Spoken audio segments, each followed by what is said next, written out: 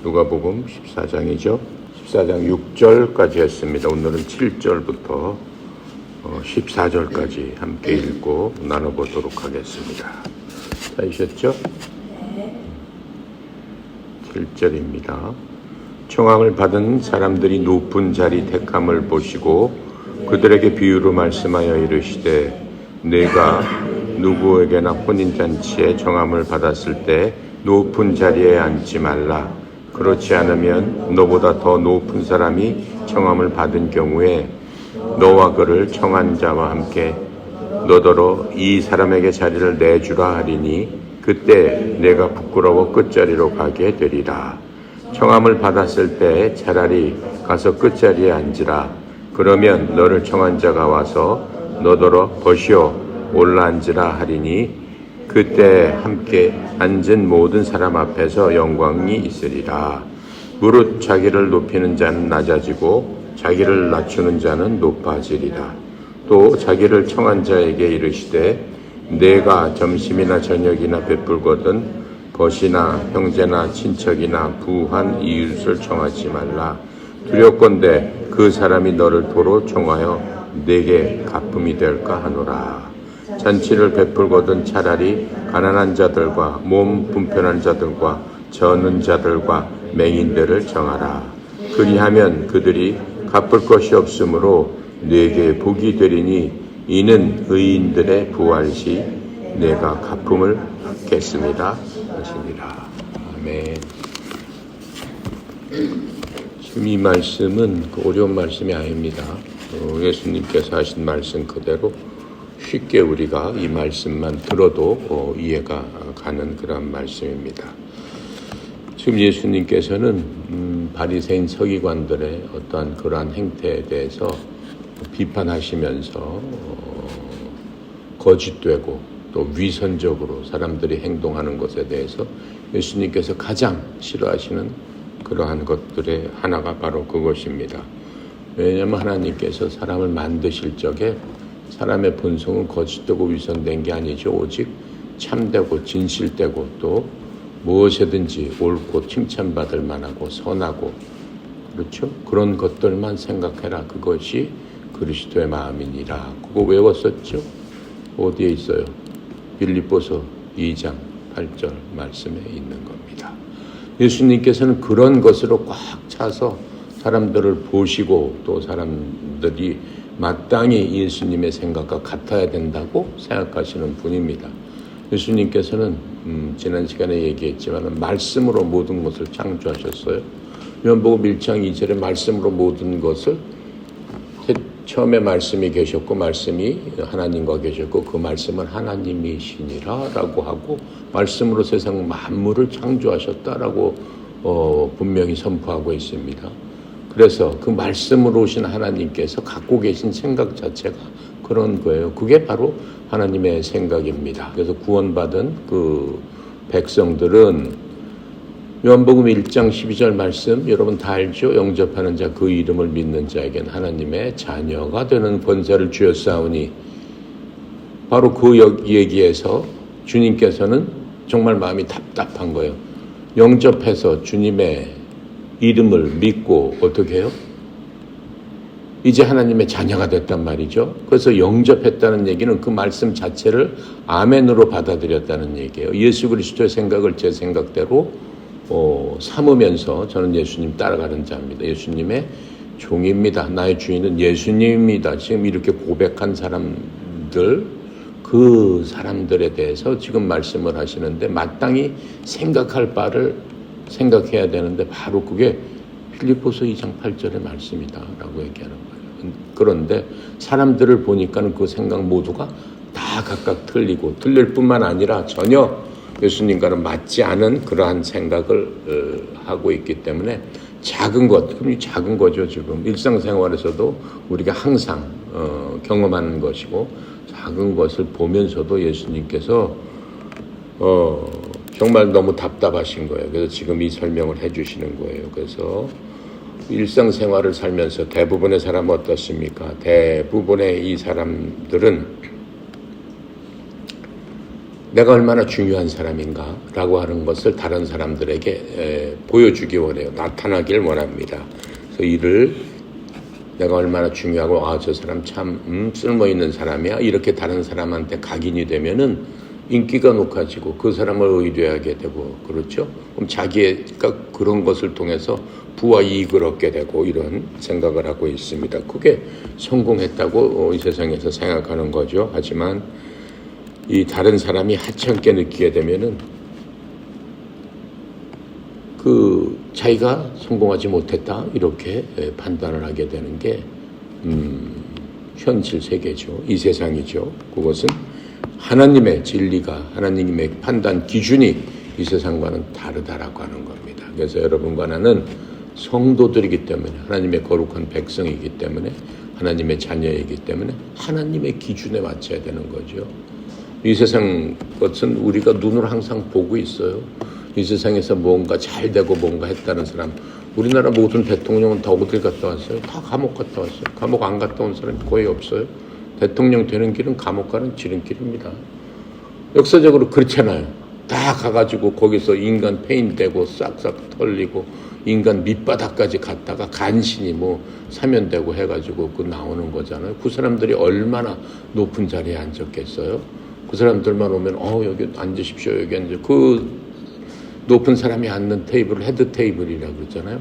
거기에 같이 앉는 사람들은 또 얼마나 권위가 있겠어. 내가 제일 높은 사람과 같은 테이블에 초청받아서 그 자리에서 그 사람과 함께 했다라는 것 자체만으로도 사람들이 보기에 저 사람 참 중요한 사람이구나 이렇게 생각하지 않겠습니까? 사람들은 그런 것들을 생각한다라고 하는 겁니다.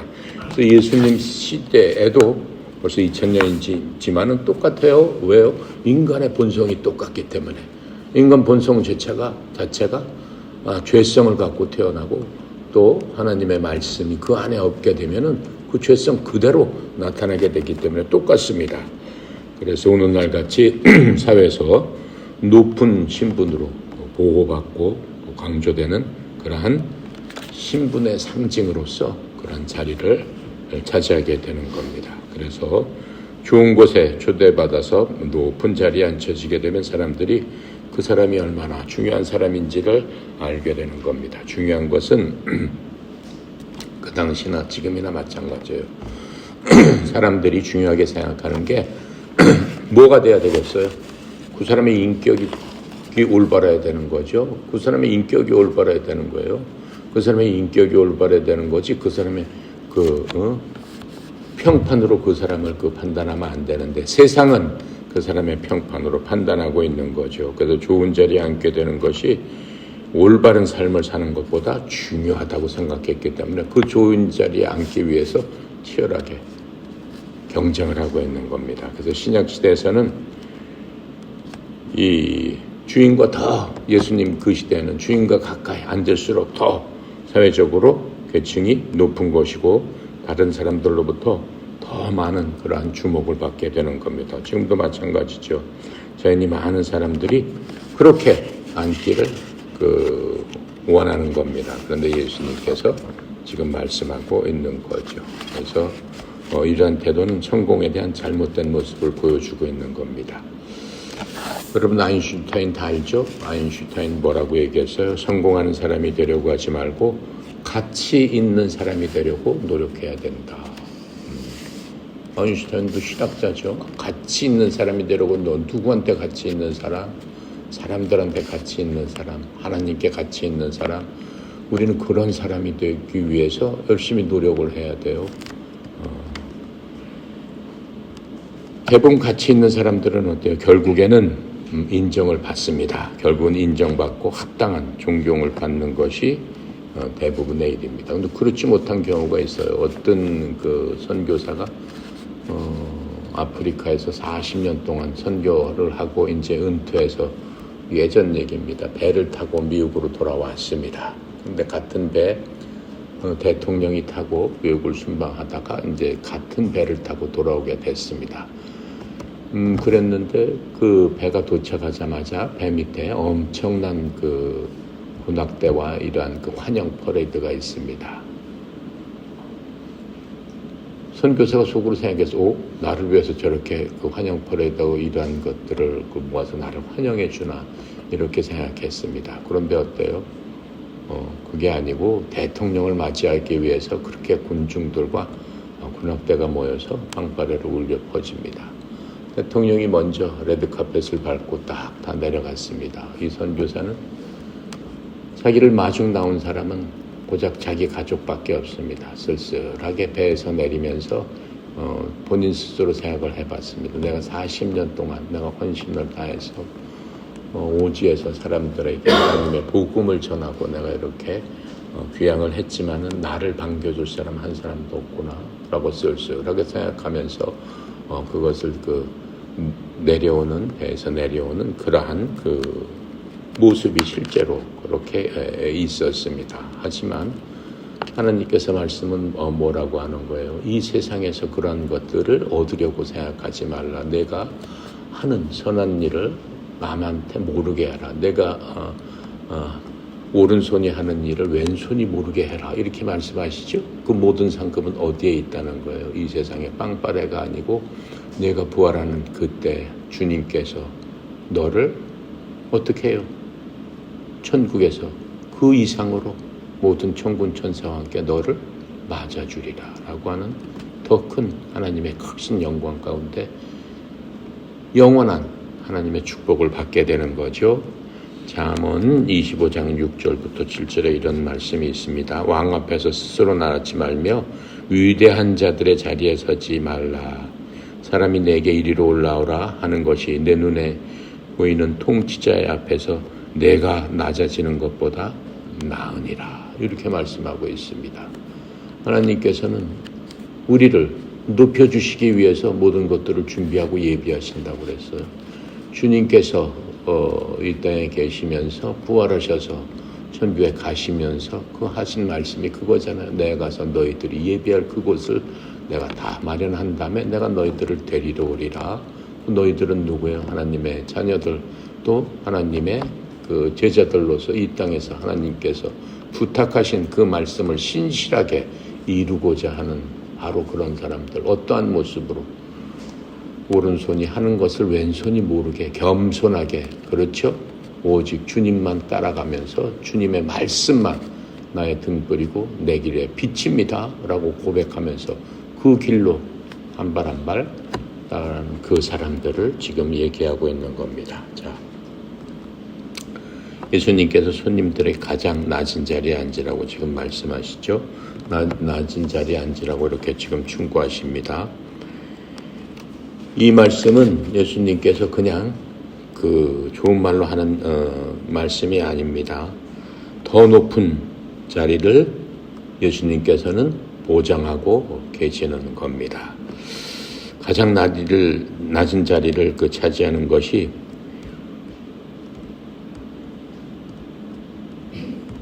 두 가지가 있죠. 스스로 정말로 상한 마음으로 상한 심령으로 다른 사람을 나보다 더 낮게 여기고 그렇게 얘기했잖아요. 예, 그것도 예수님의 마음입니다.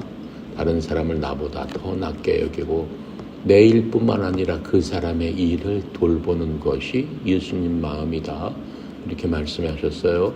그래서 다른 사람보다 이 나를 더 낮게 여긴다면 어때요? 가난하고 불쌍한 사람일수록 더 낮게 여길 수 있잖아요. 그동안 이 사람들은 헐벗고 굶주렸으니까는 이럴 때 좀 대우를 받고 좋은 음식, 좋은 자리에서 먹을 수 있도록 내 자리를 양보해주는 그런 마음, 사랑의 마음에서 나오는 거죠. 하나님의 율법은 뭐라고 그랬어요? 이 책에 엄청 많이 써 있고 우리가 그것을 읽고 배우고 하지만은 그 모든 것은 십자가에서 하나님을 위한 사랑, 가로부터 세로는 옆으로는 뭐예요? 이웃사랑이다. 그게 모든 율법과 선지자들의 강령이니라 이렇게 얘기했습니다. 성경을 하나로 얘기한다면 바로 그것이다 라고 얘기하는 겁니다. 그 안에 모든 것들이 포함되어 있다라고 하는 것을 알고 있습니다. 그래서 거짓으로 겸손한 사람들도 많이 있어요. 여러 사람 보이기 위해서 거짓으로 겸손하고 거짓으로 자기 자리도 내려주고 하는 그러한 것이 아니고 그것은 오히려 교만이 되는 겁니다. 오히려 다른 사람들에게 보이기 위해서 그렇게 하면 오히려 하나님께 미움을 사게 되는 겁니다. 하나님은 사회나 교회에서 우리의 지위에 감명받지 않으십니다. 내가 뭐 장로입니다, 목사입니다, 뭐 했습니다. 그런 거 하나님 전혀 개의치 않으십니다. 주님께서 보시는 것은 우리들의 말이나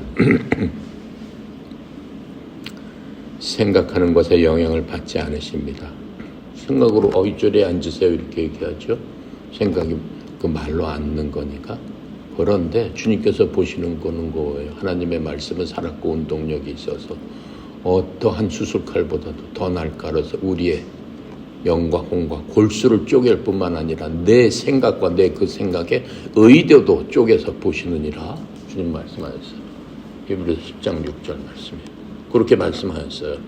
그러니까는 내 생각을 통해서 내 말을 통해서 거짓 겸손으로 이렇게 하는 것은 교만이고 내 의도가 정말로 그 사람을 어떻게 해요? 불쌍하게 생각하고 안타깝게 생각하고 그 사람을 위하는 그러한 마음으로 우리가 그 사람을 섬겼을 적에 주님께서는 우리의 생각과 마음의 동기를 알고 계시기 때문에 우리에게 여러분들에게 복을 주신다라고 하는 겁니다. 사무엘상 16절 7절에 이렇게 말씀하고 계세요. 주께서 사무엘에게 이르십니다. 그의 용모나 키의 크기를 보지 말라. 내가 이미 그를 버렸노라. 주는 사람이 보는 것처럼 보지 아니하나니 사람은 겉모습을 보나 주는 마음을 보느니라. 이렇게 말씀하고 계세요. 예수님의 형상이 어떻다고 그랬어요? 그 이사야서에 보면 53장에 보면 너무 형편없다고 그랬어요. 볼품이 없다라고 그랬어요. 들풀처럼 거칠고 들풀처럼 보잘 것이 없는 그러한 형상이시다. 이렇게 얘기하고 있습니다. 하나님의 형상이 그렇게 나타나신 이유는 뭡니까? 사람들은 그런 것을 갖고 외모로 판단하죠. 무조건 요새는 뭐예요? 외모가 마음에 들어야 되잖아요. 여러분 이제 결혼을 해야 되니까는 결혼하신 분도 있지만 결혼한 사람은 뭘 봐요? 첫눈에 뭘 봅니까? 먼저 뭘 봤어요? 여러분들은 결혼할 적에 먼저 외모를 봤죠. 외모가 일단 마음에 들어야 돼. 외모를 보고 당연하죠. 눈이 보이니까 더 중요한 거. 물론 외모도 봐야죠. 눈이 없는데 뭐 눈 감고 손을 보겠어요. 눈을 뜨고 손을 봐야지. 눈을 뜨고 손을 보는데 더 이 눈이 더 어떠한 눈이 돼야 돼요? 하나님이 보시는 눈으로 바뀌어야 된다라고 하는 거예요. 더 지혜로운 눈으로, 더 겸손한 눈으로. 그렇죠? 그 사람의 마음을 뚫어볼 수 있어야 된다라고 하는 거예요. 그 사람의 마음 어떻게 뚫어보겠어요? 말을 하면 뚫어보는 거죠. 마음에 있는 게 말로 나타나는 거예요. 과연 내 남편이 꿈을 갖고 있나? 비전을 갖고 있나? 환상을 갖고 있나? 믿음을 갖고 있나? 그 믿음을 통해서 어떻게 해요? 나오는 말들을 보면 겸손하고 순전하고 순진하고 순수하고 그렇죠? 의롭고 착하고 이 사람 참 뭔가 온유하다라고 하는 그러한 신랑 신부를 구하기를 축복합니다. 자, 그래서 하나님께서는 어때요? 교만한 사람을 낮추신다라고 말씀하고 계세요. 그 하나님의 원칙이에요. 교만한 사람 무조건 낮추세요. 지금은 잘 되는 것 같아도 결국은 낮아지게 됩니다. 왜 우리나라 대통령이 다 그냥 다 그런 지경을 당할까요? 결국은 대통령으로서 해가 가면 갈수록 더 교만하게 되기 때문에 그렇습니다. 세상 모든 것들을 자기 손으로 다 움직일 수 있다고 생각하기 때문에 그렇습니다. 그렇지 않잖아요. 이 세상 모든 것들은 하나님의 뜻 가운데 하나님께서 움직이는 그런 것들을 온전히 바라보면서 겸손하게 하나님 앞에 더욱더 엎드릴 줄 아는 그러한 사람이 돼야 되겠죠. 그래서 주님께서는 다윗을 내 마음에 합한 사람이다 이렇게 얘기를 했어요. 왕이 되면 될수록 자기에 대한 어떠한 권력에 대한 어떠한 두려움, 그 두려움은 어디서 나와요? 하나님을 경외하는 마음에서 나옵니다. 하나님은 막강한 하나님이세요. 엄청난 하나님이세요. 거기서 나오는 하나님에 대한 그 존경과 사랑과 거기에서 나오는 두려움이 경외라고 얘기하는 겁니다. 다윗은 하나님을 경외할 줄 아는 사람이었습니다. 소년부터 시작해가지고 어때요? 17살의 그 소년이 골리앗이라는 거대한 그러한 적군 앞에서 모든 군사들이 우리는 저 사람 보니까 메뚜기와 같습니다. 이렇게 생각했어요. 왜? 자기 스스로 자기를 봤을 적에 저 사람과 내가 비교했을 때 나는 메뚜기다 이렇게 생각했어요. 여러분도 마찬가지예요. 세계대회 나갔을 적에 세계 우수한 선수들, 뛰어난 선수들, 1등 선수들 하는 거 뭐 날라다니는 것 같아요. 나 저 선수한테 비하면 나는 개구리 같구나 이렇게 생각하면 안 된다라고 하는 거예요. 왜? 다윗은 그렇게 생각하지 않았어요. 유대 수많은 군사들, 용맹한 군사들이 있었지만은 그 사람들 앞에 서면 다 그렇게 생각을 했습니다. 그런데 다윗은 틀렸습니다. 17살의 소년, 하찮은 그 소년, 양치던 그 소년, 갑자기 나가서 무슨 생각을 했습니까? 내 속에는 내가 믿는 하나님이 있다. 나는 나 혼자가 아니라 플러스 알파가 있다라고 하면서 감히 하나님의 군대를 내가 비난하고 욕하고 모욕하느냐. 그거 하나로서 다윗은 아무것도 없었어요. 그거 하나로 나간 겁니다. 다윗한테는 뭐가 있었어요? 하나님이 계셨다라고 하는 거예요. 그 군사들하고 틀렸던 부분은 뭐예요? 사울 왕도 마찬가지예요. 사울 왕하고도 틀렸던 거는 뭐예요? 다윗은 플러스 알파가 있었다라고 하는 겁니다. 그래서 내가 여러분들한테 항상 대회 가면은 영광 가운데 그 무대가 하나님과 함께 뛰는 겁니다. 플러스 알파를 갖고 뛰어야 된다라고 하는. 플러스 알파를 갖고 뛰었을 적에 하나님께서 함께 하시니까 어때요? 단번에 그 거인, 너는 메뚜기와 같았다라고 하는 그 거인 한 번에 무너져서 그 거인의 목을 베서 들고 나오는 그러한 놀라운 하나님의 능력을 우리에게 보여주시는 겁니다. 그래서 우리는 항상 하나님에 대한 꿈과 비전이 있어야 돼요. 하나님과 함께 하실 적에 나한테 주시겠다고 약속한 그것이 그대로 이루어진 줄 알고 그대로 꿈꾸며 그대로 시인하고 그대로 말로 인정하는 게 하나님을 진실되게 믿는 사람의 행동입니다. 그래서 여러분과 나는 항상 그러한 가운데 하나님을 믿어야 된다라고 하는 것을 우리가 이 시간에 하나님의 말씀을 통해서 알고 있습니다. 자, 그래서 교만한 자를 어떻게 하시고 겸손한 자는 어떻게 하신다고 그래요? 야고보서 4장 6절에 보면 그러나 그분께서 더 많은 은혜를 베푸시나니 그러므로 그분께서 이르시되 하나님은 교만한 자를 물리치시고 겸손한 자들에겐 은혜를 베푸시느니라 이렇게 말씀하셨습니다. 이것 자체가 우리에게는 큰 무기고 우리에게는 하나님께서 주시는 큰 하나님의 은혜의 약속입니다. 지금 보세요. 옛날 백과사전에 나오는 유명한 사람들이 오늘 잊혀진 사람으로 남아있는 것들을 우리는 볼 수 있습니다. 거의 다 잊혀졌어요.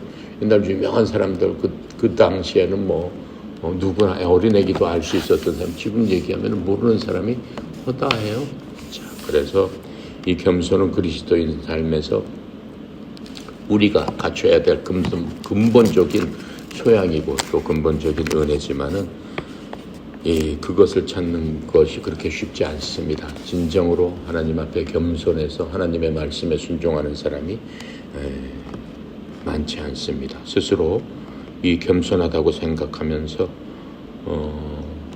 나는 겸손한 사람이야 이렇게 생각하면은 이미 겸손한 게 아니죠. 겸손은 생각으로 나타나는 게 아닙니다.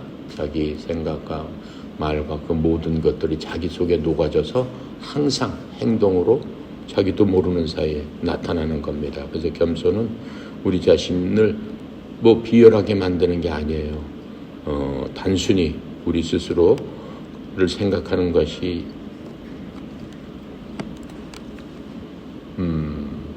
아니고 내 자체에서 그것들이 배어서 모든 말이나 행동이나 그 태도에서 그 모든 것이 그렇게 튀어나와야 되는 겁니다. 예수님은 그래서 겸손의 가장 큰 모범이 되시는 분이 바로 예수님입니다. 우리가 성경을 읽으면서 우리가 배우는 것들이 예수님의 겸손과 예수님의 온유하십니다. 예수님의 그 평강과 그런 것들입니다. 예수님은 어떠한 경우도 나서서 뭐라고 말씀하신 적이 찾아볼 수가 없잖아요. 복음서에서.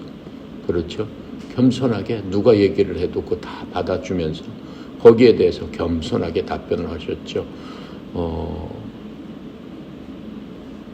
예를 들어서 높은 사람이, 그렇죠? 학문적으로 높은 사람이, 지금도 뭐 그 큰 교회 가면 대형 교회 목사님 만나기 어려워요. 예약을 해도 뭐 몇 달 후나 만나야 되고 그래요. 그리고 그 대형 교회 목사님들은 다 보디가드들이 있어가지고 겉에 가지도 못해요. 갈 수도 없고 그런 그 형편이에요. 지금도. 근데 예수님 어디 그러셨어요? 하나님이신데도 어떻게 하셨어요? 어린아이들이 그 앞에 막 달려들고 뭐 하니까 저자들이 애들 절로 가라. 그랬더니 예수님 뭐라고 그러셨어요? 쟤네들을 막지 말아라. 막지 말아라 하면서 그 아이들을 반갑게 안아주시고 그 아이들을 축복해 주시고 하시는 그분이에요. 다 이리로 와라 라고 해서 축복해 주시는 부분이에요. 그러면서 뭐라고 해요? 이 아이들처럼 겸손하고 순수하지 않으면 너희들 중에서 천국에 갈 자가 없어. 이렇게 말씀하셨어요. 다 천국에 가는 아이들이야. 이렇게 말씀해 주셨단 말이에요. 그게 바로 예수님입니다. 우리는 그러한 겸손을 배우면서 여러분은 여러분의 입장에서 여러분 다 이제 지도자고 뭐 코치고 뭐 시도팀 선수니까는 여러분 밑에 얼마나 많은 선수들이 보고 배우려고 해요. 난 어린 선수들 보면 요새 많이 바뀌는 것을 볼 수 있습니다. 애들한테 물어보면 뭐 하고 싶어? 저도 실업팀 선수 되고 싶어요. 이렇게 얘기를 해요. 그래서 나는 어떤 때는 조금 마음이 선뜻 이렇게 내려앉을 때도 있어요. 왜요? 우리 실업팀 선수들이 그래서 내가 여러분들은 믿음으로 충만해야 되고 하나님 말씀을 그 아이들보다는 훨씬 더 많이 알아야 되고 그 아이들의 모범이 돼야 됩니다. 그래서 내가 여러분들한테는 특별히 공을 들여서 하나님의 말씀을 여러분한테 전하고 싶고 내가 전해야 되겠다라고 생각하는 것도 그러한 이유입니다. 그래서 여러분들이 먼저 겸손하고 온유하게 섬길 줄 알아야 된다라고 내가 계속 얘기하는 겁니다. 여러분들은 다 누구보다도 에어로빅에 대해서는 이 나라에서는 난 최고다라고 할 만하죠. 예, 다 할 만하죠. 그런데 그런 위치에 갈수록 어떻게 해야 되겠어요? 겸손히 섬길 적에 어떻게 해야 돼요? 스스로를 낮추고 스스로를 예수님께서 낮춘다는 게 무슨 뭐 일부러 낮추고 금방 설명했잖아요. 그런 의미가 아니고 우리 선수들을 긍휼하게 바라보고 사랑 가운데 바라보고 하게 되면은 그게 스스로를 낮춰지는 거예요. 그러면 내 위치에서 그 아이에게 무엇을 해줄 수 있을까? 어린 선수들에게 내 위치에서 무엇을 해줄 수 있을까? 할 거 많죠. 왜냐면은 그 선수들이 여러분들을 그렇게 바라보고 있기 때문에 여러분들의 말 한마디 한마디가 그 선수들한테는 일생에 있어서 커다란 뭐가 될 수 있어요? 커다란 지표가 될 수 있어요. 지표가 될 수 있단 말이에요. 내가 어느 분의 이렇게 간증을 들었어요. 그 분은 어렸을 적에 거의 뭐 천재과 수준, 영재과 수준으로 모든 것들을 참 잘했어요. 참 잘하고 부모님들이 그 기대를 엄청 많이 갖고 아이를 키웠습니다. 키웠는데 아이들이 이제 자라다 보면 좀 산만해지는 경우가 있잖아요. 그런데 그 아이가 잠든 줄 알고 그 부모님이 초등학교 시절에 부모님이 우리 애가 영재인 줄 알았는데 그렇지 않은가 봐요. 하면 그걸 잠결에 들었어요. 잠결에 들으면서 그 아이 마음속에 무슨 생각이 들었냐면 나는 더 이상 이게 영특하지가 못한가 보다 라고 하면서 그동안 모든 공부 열심히 했고 모든 것에 뛰어남을 보였던 그 아이가 그 얘기 한마디에 부모가 얘기하는 그 얘기 한마디에 그냥 모든 것을 놔버렸어요. 그 어렸을 적에 그 사람이 이제 커서 자기가 간증한 바로 그거예요. 그러니까는 여러분들의 영향력 있는 여러분들의 작은 말 한마디가 어린 선수들을 얼만큼 위대하게 만들 수도 있고 바보로 만들 수도 있고 평범한 사람으로 만들 수도 있고 할 수 있다는 것을 여러분들은 반드시 기억해야 됩니다. 그래서 이렇게 높은 자리에 가면 갈수록 더 겸손이 필요한 겁니다. 하나님께서 주신 그 재능을 통해서 하나님께 영광을 돌리는 게 다른 사람들에게 꿈과 희망과 비전과 환상과 그런 것들을 꿀 수 있도록 인도하는 사람이 진짜로 하나님의 자녀가 되는 겁니다. 이해가 가죠? 예, 그래서 우리는 하나님을 믿는 사람은 하나님께서 누구에게나 그러한 모든 것들을 주셨기 때문에 자기가 갖고 있는 달란트를 통해서 하나님께 나아갈 수 있는 그러한 위치에서 우리가 생각하고 말하고 행동을 해야 되는 겁니다. 빌립보서 2장 3절부터 8절 이렇게 말하고 있습니다. 빌립보서 2장 3절부터 8절 한번 찾아볼게요.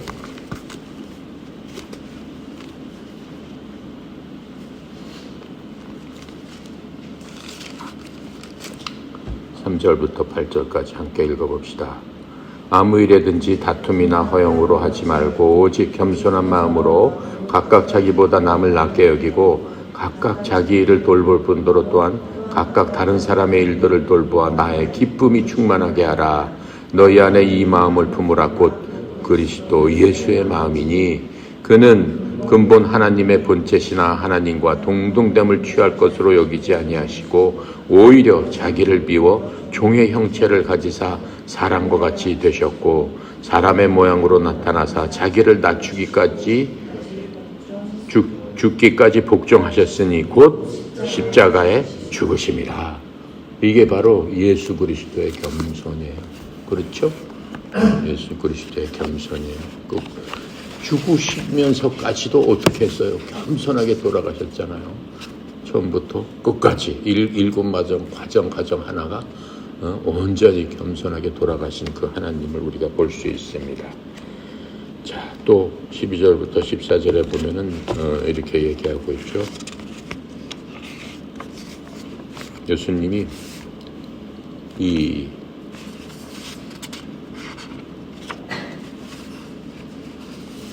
식사자리에 청한 사람에 대해서 얘기를 하고 있는데 이 환대를 하기 위해서 사람들을 잔치를 베풀어서 사람들을 초대합니다.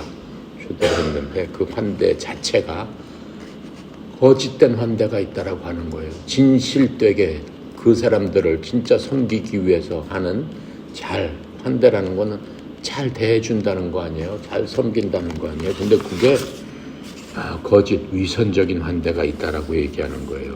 그래서 뭐라고 얘기를 하냐 다시 한번 읽어볼게요. 또 자기를 청한 자에게 이르시되 내가 점심이나 저녁이나 베풀거든 벗이나 형제나 친척이나 부한 이웃을 청하지 말라 이렇게 말씀하세요.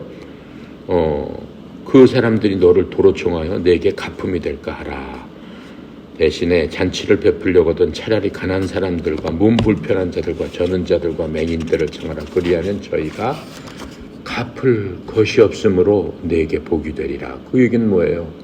누가 청함을 받았는데 그 청함을 도로 받으면은 내가 자비 베푸고 뭐 공부했던 그거 자체가 뭐 특별한 게 아니지 않느냐. 하지만 가난한 사람 도저히 내가 베푼 만큼 내가 그 사람한테 베푼 만큼 그 사람이 너에게 도로 갚아줄 수 없을 정도의 그런 사람들을 청해서 그 사람들을 기쁘게 해라. 그게 진정한 너에게 복이 된다.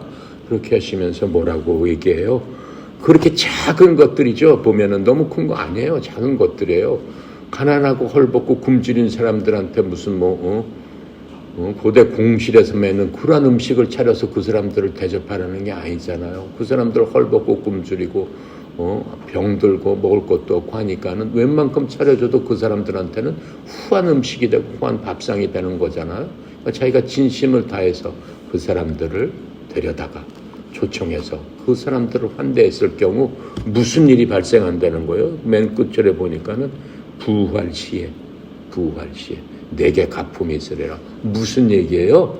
주님께서 어때요? 지금 부활해서 올라가셔서 우리를 위해서 여러분들의 집과 내 집을 만들고 계시는데 그때 주님께서 갚아주시겠다라고 하는 거예요. 부활 시에 주님께서 어떻게 하신다고 그랬어요? 다 상을 주시겠는데 그것도 상 속에 포함돼서 우리에게 갚아주시리라. 이렇게 말씀하고 있단 말이에요. 그러니까 우리는 어떠한 마음으로 사람들을 초대하고 사람들을 이렇게 접대해야 해야 되겠습니까? 분명하지 않습니까? 예수님은 주인이 두 가지 이유로 손님을 초대한다고 말씀하셨어요. 먼저는 과거에 그들이 자신을 초대했기 때문에 이를 갚기 위해서 그 사람이 한번 나 초청했지, 나도 그 사람 초청하자. 밥을 한번, 그런 경우 많잖아요. 네가 한번 왔으니까 나도 초청해야지. 그건 특별히 뭐 복받을 일은 아니다라고 하는 거예요. 그 교제의 일종으로 그렇게 하는 것이 되겠죠. 그 다음 뭐예요?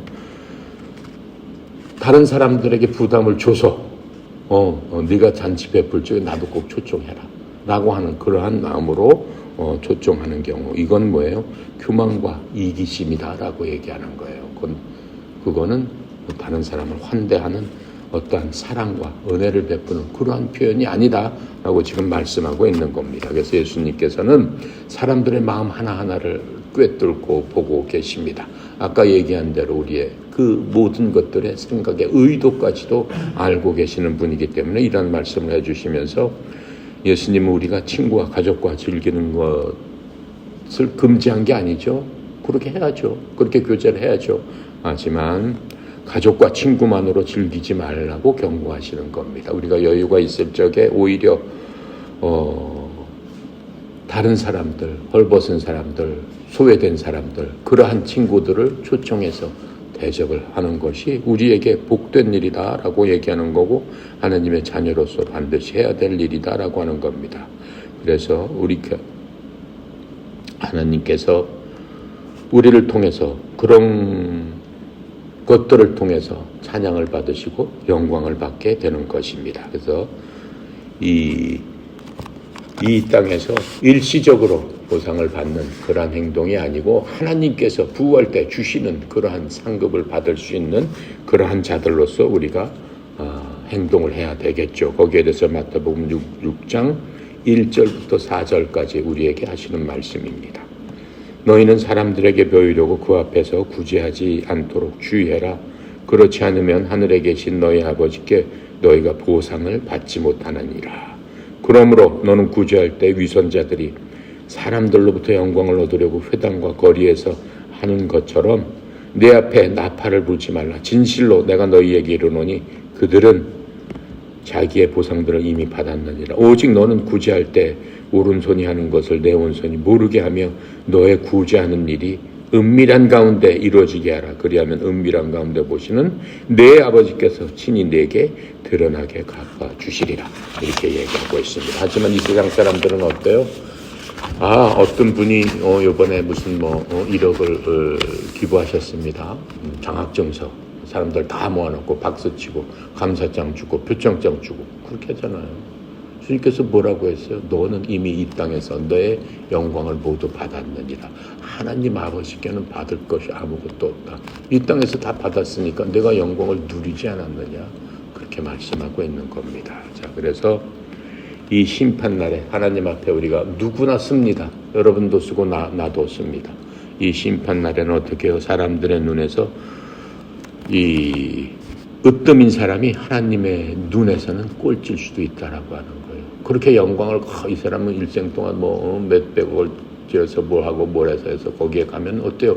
그 사람 통상도 써 있고 그 사람이 뭐 했습니다라고 해서 이렇게 조각으로 파놓고 그 사람이 한 거 쭉 해서 이 사람의 영광을 영원히 기리겠습니다 라고 하면서 기리는 것 훌륭한 일이죠. 하지만 이 땅에서 그 사람은 박수를 다 받았어요. 영광도 다 받았어요. 하나님 앞에 갔을 적에 하나님 제가 제 자산을 다 팔아서 이렇게 하고 이렇게 했습니다. 그래 잘했다. 하지만 너는 그 땅에서 많은 사람들한테 존경을 받고 영광을 다 받지 않았느냐. 이렇게 말씀하고 계세요. 예수님께서 살아계실 때 언제 영광을 받고 존경을 받았습니까? 그런 적이 있습니까? 없어요. 오히려 어떻게 했어요? 사람들이 예수님을 이용하려다가 예수님께서 그 이용에 동의하지 않으시니까 침뱉고 때리고 욕하고 모욕하고 결국은 죽이세요라고 해서 예수님을 십자가에 못 박는 그러한 것들을 받으셨죠. 그게 영광입니까? 아니잖아요. 이 세상의 영광이 아니라 모욕과 멸시 가운데서 하나님의 뜻을 이루신 그 예수님이 우리의 모범이 되어야 되는 겁니다. 또 우리는 어때요? 마태복음 6장 20절에 보니까 이렇게 말씀하세요. 오직 너희 자신을 위해서 보물을 하늘에 쌓아두라. 거기에는 종과 녹이 부패시키지 아니하고 거기에는 도둑들이 뚫지도 훔치지도 못하느니라. 바로 남이 모르는 가운데 오른손이 모르고 왼손이 모르게 하는 바로 그것이 하늘에 보화를 쌓아두는 일이다라고 얘기했어요. 그러니까 우리는 작지만은 그렇죠? 아무도 모르는 가운데 다른 사람들을 도와주고 그렇죠? 여러분이 갖고 있는 재능으로 필요한 선수들에게 재능을 나눠주고 알려주고 했을 적에 그게 바로 보화를 쌓아두는 것이다. 그 사람들은 어때요? 하나님의 자녀들인데 그 마음속에 큰 희망과 큰 꿈을 갖고 어려움이 있다면 어려움을 극복하게 되고 그렇죠? 힘들고 괴로운 일이 있다면 어떻게 해요? 멘토로서 그 사람들을 그 아이들을 바로 세워주고 했을 적에 하나님께서 이렇게 잔치를 맺고 수백억 한 사람보다도 더 여러분들에게 어떻게 하시겠다는 거예요? 상을 주시겠다라고 말씀하고 있는 겁니다. 네, 가죠. 네, 그래서 오늘 말씀대로 우리가 말씀으로 그치면 안 되는 거예요. 말씀을 통해서 우리의 생각과 말과 마음과 행동이 변화돼서 그것을 통해서 우리가 하나님의 말씀을 실천할 적에 하나님은 영광을 받으시는 겁니다. 오늘도 하나님의 말씀을 통해서 하나님 영광 받으실 수 있도록 우리가 삶 속에서 나타내도록 합시다. 기도합니다. 감사하시고 거룩하신 하나님, 하나님의 은혜의 영광을 찬양합니다. 특별히 누가복음 그 말씀을 통해서 우리에게 깨우침을 주신 성령님, 우리 선수들 하나하나마다 성령님으로 충만하게 하여 주시옵시고 하나님께서 주시는 그 크신 달란트를 통해서 어린 선수들에게 꿈과 희망을 또 잘못하는 선수들에게 용기와 또 그 마음의 평강과 위로를 주는 하나님의 도구로 사용되기를 원합니다. 주여 주의 종들을 사용하여 주시옵소서. 우리 협회를 눈동자처럼 지키고 보호하여 주셔서 원수막이 틈타지 못하게 주님 인도하시고 보호하시는 주님을 찬양합니다. 특별히 성령 이사장님 주님 축복하시고 인도하여 주셔서 협회가 날로 하나님 앞에 더 가까이 가며 하나님의 말씀에 순종하는 그러한 주님의 제자들을 아버지 하나님의 그 축복의 말씀 또 여러 가지 영역간의 모든 것들을 하나님의 크신 능력을 통해서 공급해주는 주의 종에게 영역간의 형통함으로 주께서 사용하여 주시옵소서. 모든 것 주께 의탁드립니다. 감사드리며 우리 주 예수 그리스도 이름으로 기도드렸습니다. 아멘.